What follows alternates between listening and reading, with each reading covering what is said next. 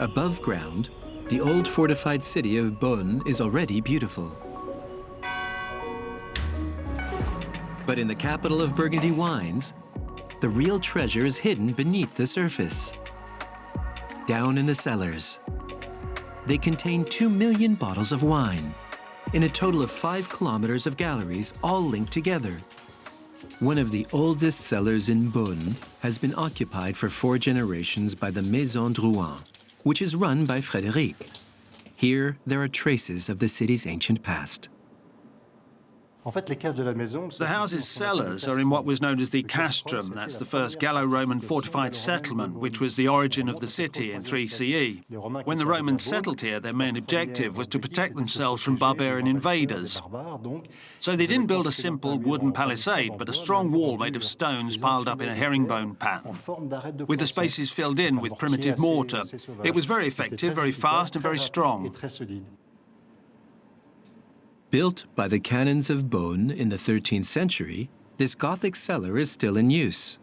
These barrels contain the estate's latest harvest. In these narrow old galleries, mechanization is impossible. But for Frédéric, moving is out of the question. There's a long distance to cover, so you need to learn how to roll the barrels in and out a couple of times a year without crushing your hands against the walls. If these cellars were unused or became a museum, they'd soon be covered in cobwebs and there wouldn't be that wine cellar smell, which is so important to preserve. That's why we're very determined to pass on the know-how and the best ways to work in these cellars to all of the house's employees.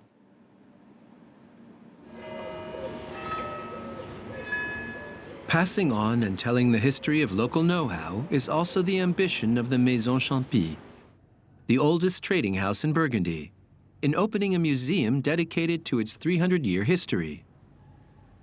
Visitors can learn about important figures, like the biologist Louis Pasteur, who was invited here to study wine and try to improve it.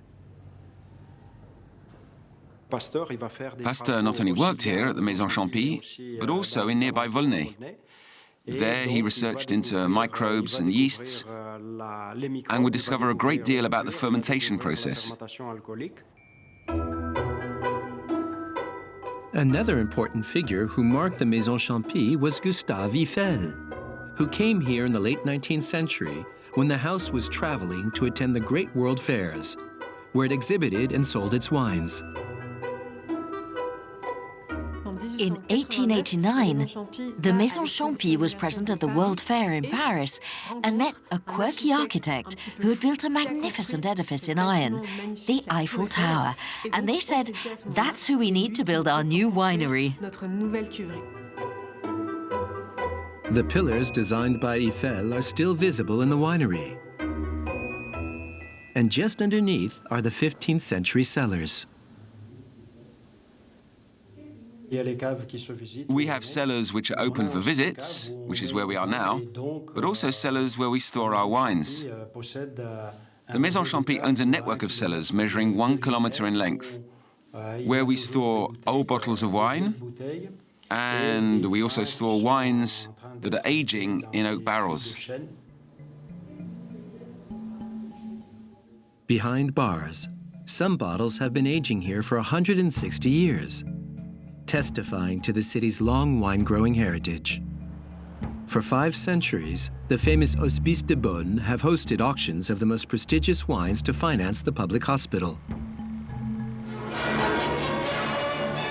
Comme chaque année, Beaune a renoué avec la vieille tradition de la vente des vins qui succède aux vendanges dans le pays bourguignon.